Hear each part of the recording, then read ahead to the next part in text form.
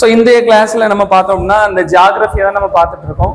ஜியாகிரபியினுடைய தொடர்ச்சியா கடந்த வாரத்துல ஒரு பகுதி பார்த்தோம். அது வந்து இயற்கை அமைவுகளை பத்தி பார்த்தோம். குறிப்பா கடலுக்கு கீழே நிலப்பரப்பு எப்படி இருக்குது, அங்கே காணப்படுகிற அமைப்பை குறித்து பார்த்தோம். ஏன்னா இந்த முழு பூமியில, இந்த முழு குளோப்ல 71% நீர்ப்பரப்பு தான். ஸோ நம்ம வெளியில பார்க்கறத விட ரொம்ப வித்தியாசமான அமைப்புகள் நீர்க்கடியில் என்ன பண்ணுது, காணப்படுது. அங்கே காணப்படுகிற விலங்குகள், தரையினுடைய அமைப்புகள், ஆழம், எங்க மீன் காணப்படுது, எப்படி இருக்கும், உள்ள எந்த பகுதிகளை குறித்து ஓரளவுக்கு மேற்பார்வையை நம்ம பார்த்துருக்கோம்.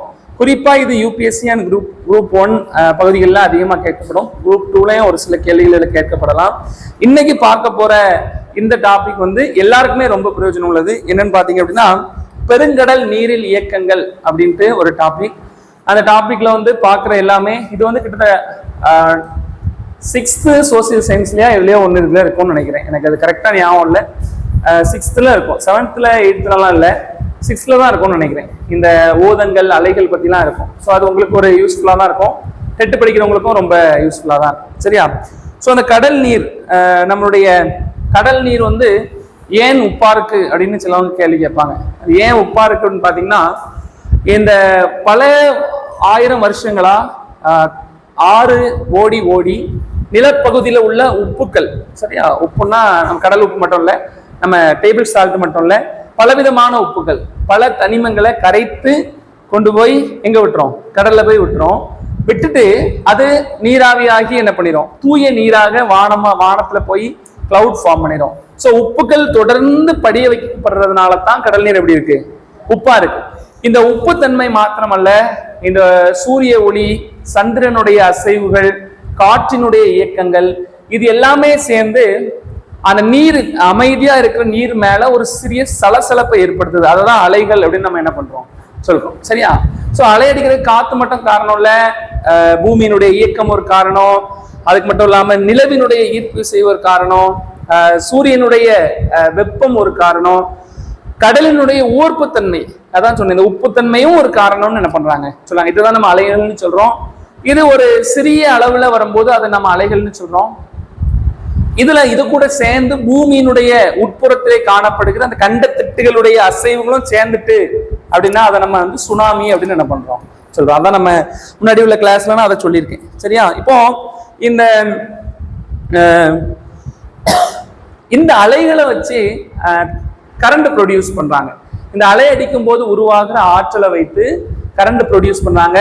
அதை வந்து ஹைட்ரோ டர்பைன்ஸ் அப்படிங்கிற ஒரு மிஷின், அதாவது எப்படி நம்மளுடைய சைக்கிள்ல டைனமோ இருக்குதோ அதே மாதிரி ஒரு பெரிய அலையை அடிக்கும் போது சுத்துற மாதிரி ஒரு பெரிய ஹைட்ரோ டர்பைனை வச்சு அந்த அலை அடிக்கும் போது அந்த டர்பைன் என்ன பண்ணும், சுத்துறதை அப்படியே ஒரு டைனமோ கூட கனெக்ட் பண்ணி, பெரிய சைஸ் மோட்டார் கூட கனெக்ட் பண்ணி அதுல இருந்து ப்ரொடியூஸ் பண்ணாங்க. குறிப்பா விழிஞம் அப்படின்ட்டு கேரளால ஒரு பகுதி இருக்கு, துறைமுகம் கட்டிட்டு இருக்காங்க, உங்களுக்கு தெரியும். அந்த துறைமுகம், அந்த விழிஞம் பகுதிகளில் இந்த மாதிரியான ஹைட்ரோ பவர் உற்பத்தி என்ன பண்றாங்க. சரியா? இதை வந்து தெரிஞ்சு சொன்னோம். அலைனா என்ன அப்படின்னா, சூரியன், சந்திரன், புவியினுடைய அசைவு, காற்றினுடைய இயக்கத்தின் காரணமாக, இந்த இவற்றினுடைய தாக்கத்தின் காரணமாக கடலிலே ஏற்படுகிற ஒரு சலசலப்பு தான் அலைன்னு என்ன பண்ணுவோம் சொல்றோம். அதனுடைய சைஸை பொறுத்து சிறிய அலைகள் சுனாமி அப்படின்னு ஏற்படுத்தும். ஓகே, அடுத்தது ஓதங்கள். இது ரொம்ப முக்கியம். இது சம்பந்தமான கொஸ்டின்ஸ் டெட்ல அஃப்கோர்ஸ் கேட்கலாம். மற்ற எல்லா இதுலையுமே இதை பத்தி பேசிக் நாலேஜ் இருந்தாதான் ஏன் ஒரு இடத்துல நில அமைப்பு இப்படி இருக்குங்கிறது நமக்கு தெரியும். ஸோ ஓதங்கள் அப்படின்னு சொல்லும்போது இந்த சந்திரனுடைய ஈர்ப்பு விசை. ஸோ சந்திரன் அப்படின்னா வேற ஒன்றும் இல்லை, நம்முடைய துணைக்கோள், பூமியினுடைய ஒரே துணைக்கோள் என்னது, சந்திரன். சரியா? சந்திரன் பூமியை சுற்றி வர்றதுக்கு எத்தனை நாள் எடுத்துக்கிறோம், கிட்டத்தட்ட 28 நாள் என்ன பண்ணும், சுத்தி சுற்றி வரும். அதனாலதான் நமக்கு வந்து 28 நாள் சைக்கிள்ல அமாவாசை, வளர்பிறை, பாதி நிலவு, அப்புறம் முழு முக்கால் நிலவு வந்து, அப்புறம் முழு நிலவு வந்து, திரும்ப தேய்பிறை, பாதி நிலவாகி, கால் நிலவாகி, திரும்ப என்ன பண்ணுவோம், அமாவாசையும் வரும். இந்த ஒரு சைக்கிள் என்ன பண்ணிட்டே இருக்கும், நடந்துட்டே இருக்கும். ஸோ இதெல்லாம் லூனார் சைக்கிள்னு சொல்லுவாங்க, அல்லது வந்து சந்திரனுடைய கால ஓட்டம்னு சொல்லுவாங்க. முன்னாடி காலத்துல நிலவை வச்சுதான் காலத்தை என்ன பண்ணுவாங்க, கணக்கிடுவாங்க. சரியா? இப்ப கூட நீங்க ஈஸ்டர் கனெக்ட் பண்றது பாத்தீங்கன்னா, அடுத்த இயர் ஸ்டார்டிங்ல ஈஸ்டர் கொண்டாடுவாங்க இல்லையா கிறிஸ்தவங்க. அந்த ஈஸ்டர் எப்படி கொண்டாடுவாங்கன்னு பாத்தீங்கன்னா, நிலவை வச்சுதான் என்ன பண்ணுவாங்க, கணக்கிடுவாங்க. அந்த சம பகலிரவு நாளுக்கு அப்புறம் வருகிற ஒரு ஈஸ்டர் சாரி முழு பௌர்ணமிக்கு அடுத்த சண்டே என்ன பண்ணுவாங்க, ஈஸ்டர் கொண்டாடுவாங்க. அதுல இருந்து அப்படியே 46-47 டேஸ் முன்னாடி கொண்டு போய் சாம்பார் புதன் வச்சிருப்பாங்க. ஸோ ஏன் இது அப்போ நம்ம நாள் பாக்குறாங்களா அப்படின்னா அப்படி இல்லை. 2000 வருஷத்துக்கு முன்னாடி இப்போ உள்ள கேலண்டர் சிஸ்டம் கிடையாது, அப்படித்தானே? அதனால அவங்க அந்த லூனார் சிஸ்டத்துல இத்தனை இப்படி வரும்போது கொண்டாடுறோம். அதனாலதான் நிறைய பண்டிகைகள் நமக்கு மாறி மாறி வரும். பார்த்துருக்கீங்களா? ஒரே நாள் வராது. குறிப்பா ஈஸ்டரை சொல்லலாம் நம்ம. அதுக்கு இந்த லூனார் சிஸ்டம் தான் காரணம். இந்த லூனார் சந்திரனுடைய இயக்கத்தின் காரணமா தான் இந்த இது வருது, ஓதங்கள்னு வருது. சரியா? ஸோ அந்த ஓதத்துக்கு ஆங்கிலத்துல சரியான வார்த்தை என்னன்னு அதை சொல்லிடுறேன். அது நமக்கு கண்டிப்பா தேவையான ஒரு விஷயம்.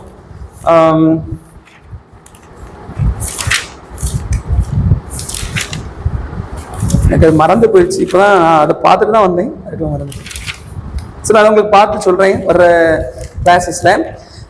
இந்த ஓதங்கள், கடல் ஓதங்கள் எப்படி உருவாகுது, அது வந்து என்ன மாதிரியான தாக்கத்தை ஏற்படுத்துது அப்படிங்கிறத பத்தி நம்ம பார்த்தோம் அப்படின்னா நமக்கு அது ரொம்ப புரியும். கடல் ஓதங்கள்னா டைட்ஸ், சரியா? Tides, TIDES, tides. இப்போ எதுக்கு எப்படி இந்த கடல் ஓதங்கள்லாம் உருவாதுன்னு பாத்தீங்க அப்படின்னா, சூரியன், அப்புறம் வந்து பூமி, நிலா, இந்த மூன்றும் நேர்கோட்டுல வரும் பொழுதுதான் இந்த ஓதங்கள் உருவாகும். சரியா? சூரியன், பூமி, நிலா. ஒருவேளை இந்த நிலா எய்தர் இந்த பக்கம் இருக்கலாம் அல்லது இந்த பக்கம் இருக்கலாம். சரியா? எந்த பக்கம்னாலும் இருக்கலாம். இது மூணும் நேர்கோட்டுல வரும்போதுதான் நமக்கு வந்து ஓதங்கள் உருவாகுது, டைட்ஸ் உருவாகுது. சோ என்ன ஆகுன்னு பாத்தீங்கன்னா, நேர்கோட்டுல வரும் பொழுது இந்த பூமியினுடைய ஒண்ணு இந்த பக்கம் இருக்குதுன்னு வைங்களேன். இந்த பக்கம் இருக்கும்போது நிலா அந்த ரெண்டுக்கும், சூரியனுக்கும் பூமிக்கும் இடையில வரும் பொழுது என்ன ஆகும்னு பாத்தீங்க அப்படின்னா, அதிகப்படியான ஈர்ப்பு விசைய, சந்திரனுடைய ஈர்ப்பு விசைய பூமி உணரும். சோ அதிகப்படியான சந்திரனுடைய ஈர்ப்பு விசையை பூமி உணர்றதுனால பூமிக்கு மேல இருக்கிற அந்த தண்ணீர்கள் கொஞ்சம் எழும்பும். சோ இந்த பக்கம் அப்படி எழும்பும் போது அதுதான் நம்ம வந்து ஹை டைட்ஸ் சொல்றோம். சரியா? ஹை டைட்ஸ் அப்படின்னா உயர் ஓதங்கள் அப்படின்னு அர்த்தம். அதே நேரத்துல இதே அந்த நிலா வந்து திரும்ப இந்த பக்கம் இருந்துச்சுனாலும் சேம் டைரக்டா ஆப்போசிட்ல இருக்கிறதுனால நம்மளுடைய பூமி இன்னும் கொஞ்சம் அதிகமாக ஈர்ப்பு விசைய, நிலவினுடைய ஈர்ப்பு விசையை உணரும். அப்போ வந்து இந்த பக்கம் டைட்ஸ் வரும். இதுதான் நம்ம ஹை டைட்ஸ் சொல்றோம், அல்லது உயர் ஓதங்கள் அப்படின்னு சொல்றோம். சரியா? அப்போ இது வந்து அப்போ உயர் ஓதங்கள் ஒண்ணு இருந்துச்சுன்னா தாழ் ஓதங்கள்னு ஒண்ணு இருக்கணும், அப்படிதானே? அது எப்போ நடக்கும்னு பாத்தீங்கன்னா, இந்த பூமிக்கும் சூரியனுக்கும் இடையில சந்திரன் வரும்போது உயர் ஓதங்கள் நடக்கிற மாதிரி செங்குத்தா இருக்கும்போது இந்த தாழ் ஓதங்கள் வரும். சரியா? சோ இப்படி இருக்கும்போது பாத்தீங்க அப்படின்னா இதனுடைய நீரினுடைய அமைப்பு ஃபுல்லா மாற்றப்படுறதுனால இந்த இடத்துல தாழ் ஓதங்கள் என்ன பண்ணும், வரும். சரியா? அப்ப எந்த பகுதிக்கு நீரினுடைய ஈர்ப்பு விசை போதும் அந்த பகுதிக்கு உயர் ஓதங்களாகவும் தாழ் ஓதங்களாகவும் என்ன பண்ணுது, வருது. இதுதான் சொல்றோம். அப்ப அந்த அமாவாசை முழு நிலவு காலங்கள்ல வந்து உயர் ஓதங்கள் வரும். சரியா? அப்ப அமாவாசை டைம்ல அதிகமா அலை அடிக்குது அப்படின்னு சொல்லுவாங்க, பாத்திருக்கீங்களா? அமாவாசை டைம்ல, பௌர்ணமி டைம்ல அலை அதிகமா இருக்கும். அதுக்கு காரணம் இந்த ஓதங்கள் தான். சரியா? நம்முடைய பகுதிகளில் நீரினுடைய அளவு உயர்றதை நம்ம பார்க்க முடியாது.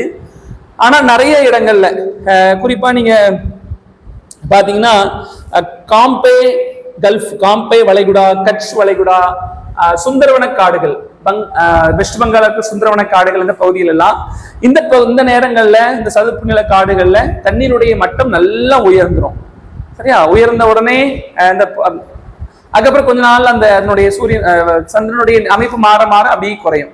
ஸோ இதுதான் ஓதங்கள் அப்படின்னு என்ன பண்றாங்க, சொல்றாங்க. சரியா? புரிஞ்சுச்சா? ஸோ இதுக்குதான் ரெண்டு சந்திர ஓதம், சூரிய ஓதம்னு சொல்றாங்க. சூரிய ஓதம் அப்படின்னா என்ன அப்படின்னு பாத்தீங்க அப்படின்னா, குறைவான பகுதியை தண்ணி கம்மியா இருக்கிற பகுதியை சூரிய ஓதம், அதாவது லோ டைடு இருக்கிற இடத்த சூரிய ஓதம்னும், தண்ணி அதிகமா இருக்கிற இடத்த சந்திர ஓதம் அப்படின்னு என்ன பண்றாங்க, சொல்றாங்க. சரியா? இதுல வந்து கேட்கலாம், இதுல வந்து பேசிக்கா எல்லாருக்கும் இது தெரிய வேண்டிய ஒரு பகுதி தான். அப்போ மாசத்துக்கு 2 டைம் உயர் ஓதங்களும் 2 டைம் தாழ் ஓதங்களும் என்ன பண்ணும், வரும். இது ரொட்டேஷன்ல வந்துகிட்டே என்ன பண்ணும், இருக்கும். ஓகேவா? அதுதான் நமக்கு சொல்றாங்க. அடுத்தது நம்ம பாத்தீங்க அப்படின்னா, இது இடையில இன்னொரு டேட்டா, கடல் எல்லைகள். சோ நான் சொன்ன மாதிரியே கடல் பகுதிகளில் உள்ள தூரத்தை அளக்கிறதுக்கு என்ன வார்த்தை பயன்படுத்துவாங்க, நாட்டிக்கல் மைல். சரியா? Nautical mile. ஓகேவா? ஸோ அதான் நமக்கு ஏர்ல உள்ள தூரத்துக்கு தான் ஏரோ நாட்டிக்கல் அப்படிங்கிற வார்த்தையெல்லாம் நம்ம பயன்படுத்துறோம். இது வந்து நாட்டிக்கல் மைல். நீரினுடைய கடலுக்குள்ள 10 கிலோமீட்டர் தூரத்துல இருக்குன்னு சொல்ல மாட்டாங்க. அதுக்கு பதிலாக அவங்க டேர்ம்ஸ் என்னன்னா நாட்டிக்கல் மைல் தான் வேர்டு யூஸ் பண்ணுவாங்க. சரியா, டெக்னாலஜில யூஸ் பண்ற வேர்டு. இப்போ ஒரு கடல் பரப்பை சுத்தியும் ஒரு நாட்டை சுற்றியும் கடல் பரப்பு என்ன பண்ணும் இருக்கும்.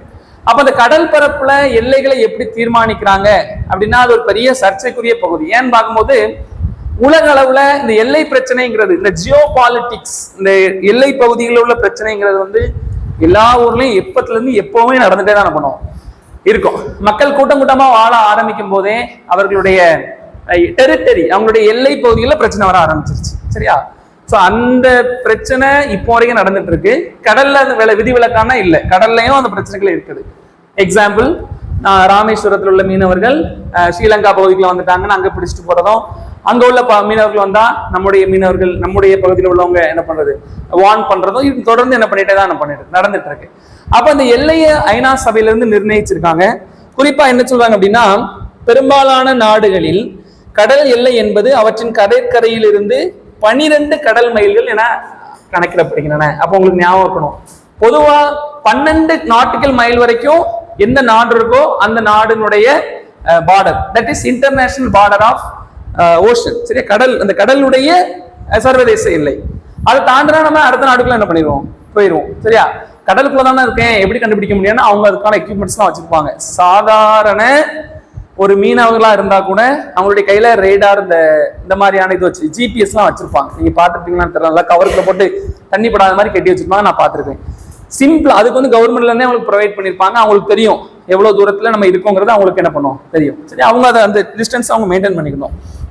2013 நடைபெற்ற இந்த கடல் சட்டத்தின் மீதான மாநாடு வந்து ஐநா சபையில வந்து ஒரு சில மாற்றங்களை சொல்லியிருக்காங்க. ஜோர்டான் மற்றும் பாலவ் அப்படின்னு ஒரு கண்ட்ரி இருக்கு. அந்த கண்ட்ரிக்கு இடையில 3 கடல் மைல் தான் டிஸ்டன்ஸ். அப்ப அவங்க மீன் பிடிக்கணும்னா அந்த 3 கடல் மைலுக்குள்ள தான் என்ன பண்ணணும், மீன் பிடிச்சா அவனா தாண்டினா பிரச்சனை. அப்புறம் பாத்தீங்கன்னா பெனின், காங்கோ குடியரசு, எல்சால்வடார், பெரு மற்றும் சோமாலியா, இந்த நாடுகளுக்கெல்லாம் பாத்தீங்கன்னா 200 கடல் மைல் இருக்கு. ஏன்னா இந்த நாடுகளுக்கு சுத்தி பாத்தீங்க அப்படின்னா இந்த இருக்கு பாத்தீங்களா, பெரு, எல்சால்வடார், இந்த சிலி, இந்த பகுதி நான் சொன்னது ஈக்குவடார், இந்த பகுதியில் உள்ள அந்த லத்தீன் அமெரிக்கன் கண்ட்ரிஸ் சொல்லுவாங்க இந்த ஏரியால உள்ளதெல்லாம். இந்த இதுக்கு பாத்தீங்கன்னா இந்த பக்கத்துல பாத்தீங்கன்னா ஏதாவது இருக்கா, ஒண்ணுமே இல்லை. இந்த பக்கத்துல அவங்களுக்கு எல்லையில எந்த ஒரு நாடுமே இல்லை. அப்பனா அவங்க இஷ்டம் தான், இங்க இருந்து எவ்வளவு தூரம் வேணாலும் போய் மீன் பிடிப்பாங்க. முழு பசிபிக் ஓஷனா யாருக்கு தான், அவங்களுக்கு தான். சரியா, சோ அப்படி 3 கிலோமீட்டர் இருக்கதும் இருக்கு, 200 மைல் 200 நாட்டிக்கல் மைல் டிஸ்டன்ஸ் உள்ள ஊர்களும் என்ன பண்ணுது இருக்குது. சரியா, சோ இது வந்து ஒரு டேட்டா. அடுத்தது பாத்தீங்கன்னா கடல் நீரோட்டங்கள். சரியா, இந்த கடல் நீரோட்டங்கள்னு பார்க்கும்போது நம்முடைய பூமிக்கு உள்ள இப்படிப்பட்ட நிறைய கடல் நீரோட்டங்கள் என்ன பண்ணும், கடலுக்கு உள்ள இப்படிப்பட்ட நீரோட்டங்கள் இருக்கும். அது வந்து ஓஷன் கரண்ட்ஸ் சொல்லுவாங்க. சரியா, கரண்ட் அப்படின்னோடனே நமக்கு என்ன ஞாபகம் வரும், நம்ம வீட்டில் உள்ள கரண்ட் தான் ஞாபகம் வரும். ஆக்சுவலா அப்படி இல்லை. ஸோ யூடியூப்ல ஒருத்தர் ஒரு செயல் வித் சக்தி அப்படின்னு ஒரு யூடியூப் சேனல் உண்டு. சரியா, அவர் வந்து ஒரு கடல்ல வேலை பார்க்குற ஒரு தமிழர்.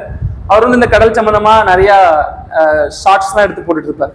அதுல பாத்தீங்கன்னா அடிக்கடி இந்த வேர்டு யூஸ் பண்ணுவாரு, இன்னைக்கு கரண்ட் இல்ல, கரண்ட் கம்மியா இருக்கு அப்படின்னு. நம்ம ஊரோட என்ன நினைப்போம், பவர் கம்மியா இருக்கும்னு நினைப்போம். அப்படி இல்லை, கரண்ட் அப்படின்னா கடல் நீரோட்டம் அப்படின்னு அர்த்தம். கடல்ல என்ன நீரோட்டம் அப்படின்னு பாத்தீங்கன்னா, கடல் அசையாம இருந்தது போல இருந்தாலும் கூட கடலுக்கு உள்ள அந்த நீர்ப்பரப்பு கீழே கடல் வந்து வாட்டர் வந்து ஃப்ளோ ஆகிட்டு தான் என்ன பண்ணும் இருக்கும். சரியா, சோ இதுதான் கடல் நீரோட்டங்கள்னு சொல்றாங்க. இதுல 2 வகையான நீரோட்டங்கள் இருக்கு. ஒண்ணு வெப்ப நீரோட்டம், இன்னொன்னு குளிர் நீரோட்டம். சரியா, வெப்ப நீரோட்டம் அப்படின்னா வேற ஒண்ணும் இல்ல, பூமியினுடைய மத்திய பகுதியில் இருந்து பூமி நமக்கு டெம்பரேச்சர் ஜோன் அந்த இதெல்லாம் நமக்கு தெரியும் இல்லையா, ஜோன் எப்படி நம்ம அதெல்லாம் ஃபர்ஸ்ட் கிளாஸ்ல நம்ம பார்த்தோம். குளோபுடைய அமைப்பு, பூமியினுடைய அமைப்பு எப்படி இருக்குன்னு பார்த்தோம். அப்போ இந்த மத்திய பகுதி வந்து எக்ஸ்ட்ரீம்லி ஹாட்டா இருக்கும், சூரியனுடைய செங்குத்து கதிர்கள் படும். அப்படின்னா அந்த வாட்டரும் என்ன ஆகும், ஹீட்டா என்ன பண்ணும் இருக்கும். கொஞ்சம் கீழே போக போக அதனுடைய சாய்வான சூரியனுடைய சாய்வான கதிர்கள் படும். அங்க வந்து காலையில இருந்து சாயங்காலம் வந்து சாய்வான கதிர்கள் தான் படும். அது சில்லுன்னு தான் என்ன பண்ணும் இருக்கும், அதனுடைய டெம்பரேச்சரே கம்மியா தான் இருக்கும். அப்போ எப்பெல்லாம் இந்த மத்திய பகுதியிலிருந்து கடல் நீரோட்டம் துருவ பகுதிகளை நோக்கி போதோ அது வெப்ப நீரோட்டம்னு சொல்றோம். ஏன்னா மத்திய பகுதி எப்படி இருக்கும், வெப்பமா இருக்கும். சரியா, இது வெப்ப நீரோட்டம்னு சொல்றோம். ஓகேவா, இப்படி வெப்ப நீரோட்டங்கள் காணப்படும். அப்போ சில நேரங்கள் என்ன பண்ணோம்னு பாத்தீங்கன்னா இந்த பகுதிகளில் நீர், இந்த பக்கத்துல உள்ள நீர் போனோடனே அதை ஃபில் பண்றதுக்கு இன்னொரு இடத்துல இருந்து என்ன பண்ணுவோம் வரும். ஸோ இப்படிதான் நமக்கு சுத்தி சுத்தி வருது. அப்படி வரும்போது துருவ பகுதிகளில் இருந்து நிலநடுக்கோட்டு மைய பகுதிகளை நோக்கி வர்ற இதை வந்து நம்ம குளிர் நீரோட்டம்னு சொல்லுவோம். சரியா? ஸோ இதுதான் வெப்ப நீரோட்டத்திற்கும் குளிர் நீரோட்டத்துக்கும் இடையில உள்ள வித்தியாசம். இதுக்கு என்னென்ன காரணம்? பூமியினுடைய சுழற்சி ஒரு காரணம், காற்று ஒரு காரணம், அது மட்டும் இல்லாம கடலுடைய நீர், கடல் நீருடைய தன்மை எல்லாமே ஒரு காரணம் தான். சரியா? உப்பு தன்மை எல்லாமே ஒரு காரணமா என்ன பண்ணுது இருக்குது. ஓகேவா? ஸோ இதுல வந்து ஏதாவது நன்மையா தீமையான்னு இதுல என்ன நன்மைகள் இருக்குன்னு பாத்தீங்கன்னா நிறைய நன்மைகள் இருக்கு. ஏன்னா ஒரு கண்ட்ரி இருக்கு, அந்த கண்ட்ரியில ஒரு ஏரியால நிறைய கண்ட்ரி இருக்கு. அந்த கண்ட்ரி நம்ம என்ன சொல்லுவோம் அப்படின்னா ஸ்காண்டினேவியன் கண்ட்ரின்னு சொல்லுவோம். ஓகேவா? என்ன இருக்கு பாத்தீங்களா? இதான் ஸ்காண்டினேவியன் கண்ட்ரிஸ். இதுல நிறைய இருக்கும். சுவிட்சர்லாந்து, நெதர்லாண்ட்ஸ், இவங்கெல்லாம் அந்த உலகத்துல அந்த மகிழ்ச்சி குறியீடு அந்த குறியீடுல எல்லாம் டாப்ல இருப்பாங்க. எப்பவுமே டாப் தான். டாப் 10ல இவங்க தான் இருப்பாங்க. ஸ்காண்டினேவியன் கண்ட்ரிஸ் தான் இருப்பாங்க. அதுக்கு ரொம்ப முக்கியமான காரணம்னா அவங்களுடைய நில அமைப்பு. நில அமைப்புன்னு சொல்றதை விட அவங்களுடைய கால சூழ்நிலைன்னு என்ன பண்ணலாம் சொல்லலாம். ஃபுல்லா சில்லுன்னு இருக்கும். சரியா? சுவிஸ், நெதர்லாண்ட்ஸ்லாம் அவங்களுடைய கிளைமேட் வந்து சில் கிளைமேட் தான். எப்பவுமே அங்க நீங்க அடுத்த ஒரு மாசத்துல அவங்களுக்கு பனிலாம் உள்ள ஆரம்பிச்சிடும். அப்படி ஒயிட்டா என்ன பண்ணிடுவோம் மாறிடும். ஆனா அதே நேரத்துல அப்படி ரொம்ப எக்ஸ்ட்ரீம் சில்லா மாறாது. கனடா, அமெரிக்காவுடைய நார்த் எல்லாம் பாத்தீங்கன்னா ரொம்ப அவங்க குளிர அனுபவிப்பாங்க. ஆனா ஸ்காண்டினேவியன் கண்ட்ரில ஒரு நல்லது என்னன்னு பாத்தீங்கன்னா அவங்க குளிரா இருந்தாலுமே அவங்கள சுற்றி ஓடுற அந்த நீரோட்டம் வந்து என்ன நீரோட்டம் பாத்தீங்கன்னா வெப்ப நீரோட்டம். சோ இப்ப என்ன ஆகுதுன்னா குளிர் வெப்பம் ரெண்டுமே சேர்ந்து ஒரு ஏசில இருந்த மாதிரியே என்ன பண்ணும் இருக்கும். எக்ஸ்ட்ரீம் சில்லையும் இருக்க மாட்டாங்க, எக்ஸ்ட்ரீம் ஹாட்லயும் இருக்க மாட்டாங்க. ஒரு நம்ம ஊர்ல ஒரு 23, 25 ஒரு இதுல இருந்து ஏசில இருந்து நமக்கு எப்படி ஃபீல் ஆகும், அத மாதிரி அவங்களுக்கு அவங்களுடைய காலநிலையை விட கொஞ்சம் கூலிங்காவே கொஞ்சம் ஹாட்டா இருக்கும், சில்லுன்னு இருப்பாங்க. இப்படி சில்லுன்னு இருக்கிறதுனால என்ன, இப்படி கொஞ்சம் ஒரு மாடரேட் டெம்பரேச்சர் இருக்கிறதுனால என்னன்னா அவங்களால நல்லா ஒர்க் பண்ண முடியும். சரியா? நல்லா ஒர்க் பண்ணுவாங்க. ஏன்னா நம்முடைய பகுதிகளில் நீங்க ஒர்க் பண்ணீங்கன்னா மண்வெட்டி வச்சு ஒரு 4 கொத்து கொத்துறதுக்குள்ள வேர்த்து பொருளும் என்ன பண்ணிடும், நம்ம உடம்பு ஹீட் ஆகி சொட்டாகி நம்மளுடைய தண்ணிலாம் வெளியே போய் we feel so tired, உடனே டயர்ட் ஆயிடுவோம். ஈவன் நீங்க வந்து ஒரு ஒயிட் கலர் ஜாப்ல இருந்தாலுமே, ஒரு டீச்சிங் ப்ரொஃபஷனோ ஒரு ஐடில இருந்தாலுமே நம்முடைய டெம்பரேச்சரை தாங்கிறதுக்கே நீங்க வந்து கொஞ்சம் எனர்ஜி ஸ்பெண்ட் பண்ண வேண்டியிருக்கும். புரியுதா உங்களுக்கு? அதே நேரத்துல அவங்களுக்கு வந்து அவங்களுடைய ஊரே ஃப்ரிட்ஜுக்குள்ள வச்ச மாதிரி தான் என்ன பண்ணுவோம் இருக்கும். எப்பவுமே ஒரு மிருதுவான ஒரு கிளைமேட் இருக்கிறதுனால அவங்களால அவங்களுடைய ஒர்க் எஃபிஷியன்சி அதிகமாக கூடும். அவங்க நம்மளை விட நல்லா என்ன பண்ணுவாங்க, ஒர்க் பண்ணுவாங்க. அவங்களுடைய ஒர்க் எஃபிஷியன்சி ரொம்ப சூப்பரா இருக்கும். நல்லா வேலை பார்ப்பாங்க. 8 மணி நேரம் வேலை பார்த்தாலும் ரொம்ப சந்தோஷமா ரிலாக்ஸ்டா வேலை பார்ப்பாங்க. அதுக்கு அவங்களுடைய பூமி அமைப்பு ஒரு காரணம். சரியா? அங்க வளங்கள்லாம் நம்மளை விட கம்மி தான், இந்தியாவை விட கம்மி தான் வளங்கள், ரிசோர்ஸ், பூமியில் உள்ள வளங்கள். ஆப்பிரிக்கால இருக்கிற வளங்கள்ல கொஞ்சம் கூட அங்க இருக்காது. ஆனால் நம்முடைய ஒர்க் எஃபிஷியன்சி, ஹியூமன் ரிசோர்ஸ்ல இவ்வளவு தீமை, அதாவது ஒரு பயன்படுத்த முடியாத கால சூழ்நிலை என்ன பண்ணுது இருக்கு. அப்ப ஒரு நாட்டினுடைய பொருளாதாரம்ங்கிறது வந்து மனுஷங்களை மாத்திரம் சார்ந்தில்லை, அரசாங்கத்தை மாத்திரம் சார்ந்தில்லை, அந்த பூமியினுடைய அமைப்பை சார்ந்தும் என்ன பண்ணுது இருக்கு. அதான் அந்த ஸ்காண்டினேவியன் கண்ட்ரி நமக்கு உணர்த்துற காரியங்கள். அதாவது சுவிட்சர்லாந்து, இந்த நெதர்லாண்ட்ஸ், அந்த லைன்ல இருக்கும் பாத்தீங்களா, ஃபுல்லா அந்த லேண்டு நிறைய லேண்ட் வரும். அவங்க எல்லாருமே அதனாலதான் என்ன பண்றாங்க, டாப்ல இருக்காங்க. அப்ப அந்த கடல் நீரோட்டங்கள், அந்த ஓசன் கரண்ட்ஸ் அப்படிங்கிறது எக்கனாமிக்கலா மனுஷன் ஹியூமன் ரிசோர்ஸ் பெரிய ஒரு தாக்கத்தை என்ன பண்ணுது, ஏற்படுத்துது. ஓகேவா? இதுதான் நம்ம சொல்றோம் மித வெப்ப மண்டல பகுதியில இருந்து துருவ பகுதி போறது, துருவ பகுதியிலிருந்து மித வெப்ப மண்டல பகுதிக்கு வர்றது எல்லாத்தையுமே நீரோட்டங்கள் என்ன பண்றோம் சொல்றோம். அடுத்தது கடல் வளங்கள். கடல் வளங்கள்னு பார்த்தோம் அப்படின்னா கடல் வந்து ஒரு வயல் மாதிரி தான். ஏன்னா அது வந்து அள்ளி அள்ளி என்ன பண்ணும் நமக்கு கொடுக்கும். சரியா? கடல்ல இருந்து மீனும் சரி, இன்னும் மீன் சம்பந்தமான உணவுப் பொருட்களும் சரி, முத்து பழங்கள் போன்ற விலையுயர்ந்த பொருட்களும் சரி, சமீப காலத்துல gold reserve, platinum reserve, lithium, இந்த மாதிரியான நல்ல விலையுயர்ந்த மெட்டலும் பூமிக்கு இடையில நிறைய ரிசர்வா இருக்கு. என்ன இருக்கிற கண்டுபிடிச்சிருக்காங்க. Natural cases, methane, natural gas, methane, இது எல்லாமே இருக்கிறத கண்டுபிடிச்சிருக்காங்க. அதுக்கப்புறம் பாத்தீங்க அப்படின்னா இன்னும் சொல்ல போனா பெட்ரோலியம் உடைய ப்ராடக்ட்ஸ், பெட்ரோல் சம்பந்தமான காரியங்கள், நிலக்கரி, இது எல்லாமே பூமியில காணப்படுறதை விட பல மடங்கு எங்க இருக்கு? கடல்ல இருக்கு. ஆனா அதை எடுக்கிறதுக்கான டெக்னாலஜி எஃபிஷியன்சி கொஞ்சம் அதிகம். சரியா? கடல்ல தண்ணியை காலியாக்கிட்டா நம்ம எடுக்க முடியாது, கொஞ்சம் கஷ்டம். அதனால நம்ம யூஸ் பண்ணாம இருக்கோம். பட் இன் ஃபியூச்சர் கண்டிப்பா நம்ம அதுல உள்ள ரிசோர்ஸஸையும் எடுத்து என்ன பண்ணுவோம், பயன்படுத்தும். கடல்ல வளங்கள், எக்கச்சக்க வளங்கள். நான் சொல்றது எல்லாமே யூஸ் பண்ண முடியாம, நம்ம ரீச் பண்ண முடியாம இருக்கிற வளங்கள். ரீச் பண்ண முடிஞ்ச வளங்களை எதுலான்னு பாத்தீங்க அப்படின்னா, ஃபிஷ்ஷை வச்சு எவ்வளவு மார்க்கெட் இருக்கு, எவ்வளோ ஃபிஷ் கடல்ல இருந்து நமக்கு உற்பத்தியாகி வந்துகிட்டே இருக்குது. அது மட்டும் இல்லாம முத்து குளித்தல். சரியா? விலையுயர்ந்த முத்துக்களுக்கு நம்முடைய தூத்துக்குடி மாவட்டம் தான், தூத்துக்குடி தான் விலை ரொம்ப பேர் போனது. ஸோ அவ்வளவு முத்துக்கள். அப்ப அதை சுத்தி ஒரு பெரிய எக்கனாமியே என்ன பண்ணுது, இருக்குது. அடுத்தது பவளங்கள். ஸோ பவள பாலிப்புகள்னு சொல்லுவாங்க. அது இறந்து அதில் வந்து இறுகி பவளங்களா மாறுது. பவளங்கள் உருவாவதற்கு ஏற்ற சூழ்நிலை எங்கெல்லாம் இருக்குதோ அங்கெல்லாம் பவள கற்கள் என்ன பண்ணுது, கிடைக்குது. அப்போ வேற நீங்க பாத்தீங்கன்னா இன்னும் எத்தனையோ விஷயங்களை என்ன பண்ண முடியும், நம்ம சொல்ல முடியும். அவ்வளோ விஷயங்களை அள்ளி அள்ளி என்ன பண்ணுது, கடல் நமக்கு கொடுக்குது. ஸோ ரிசோர்ஸ் அதிகம். அப்போ ஒரு கடல்லையும் பாத்தீங்க அப்படின்னா உயிருள்ளவை உயிரற்றவைன்னு சமூகத்தினுடைய தேவையை பூர்த்தி பண்றதுக்கான வளங்கள் நிறைந்துதான் காணப்படுது. உணவு, மருத்துவம், அழகு சாதன பொருட்கள், இது எல்லாமே எக்ஸஸா அங்கிருந்து என்ன பண்ணுது, கிடைக்குது. குறிப்பா கால்சியம் ரிசோர்ஸ் ரொம்ப அதிகம். கடல் சிப்பின்னு சொல்லப்படுது எல்லாமே கால்சியம் கார்பனேட் தான். அது எல்லாத்தையுமே நமக்கு அதை எரிச்சு சுண்ணாம்பா பயன்படுத்துறாங்க. நிறைய அழகு சாதன பொருட்கள்ல கூட பயன்படுத்துறாங்க. சரியா? இது மாதிரியான தொழிற்துறைகளுக்கு ஆற்றல், கனிம வளங்கள்லாம் என்ன பண்ணுது, நிறைய இருக்குது. அது மட்டும் இல்லாம பெரிய பெரிய அணு உலைகளுக்கு அந்த குளிரூட்டியா பயன்படுறதுக்கு தண்ணி, கடல் தண்ணி தான் என்ன பண்ணும், வேணும். ஏன்னா அது வந்து excess of enormous heat produce பண்ணும், அட்டாமிக் எனர்ஜி. அதை கூல் பண்றதுக்கு கடற்கரையில மட்டும்தான், குளத்துக்கரையிலாம் வைக்க முடியாது, குளம் தண்ணியே ஆவியாக போயிடும். அப்ப கடற்கரையில இருக்கும் போதுதான் அந்த தண்ணி ரொட்டேஷனுக்கு யூஸ் பண்ணுவாங்க. தொழிற்சாலைகள்ல இன்னும் வெப்பத்தை குளிர்விக்கிறதுக்கு குளிர்விப்பான என்ன பண்ணுவாங்க, கடல் தண்ணீர் தான் என்ன பண்ணுவாங்க, பயன்படுத்துவாங்க. சரியா?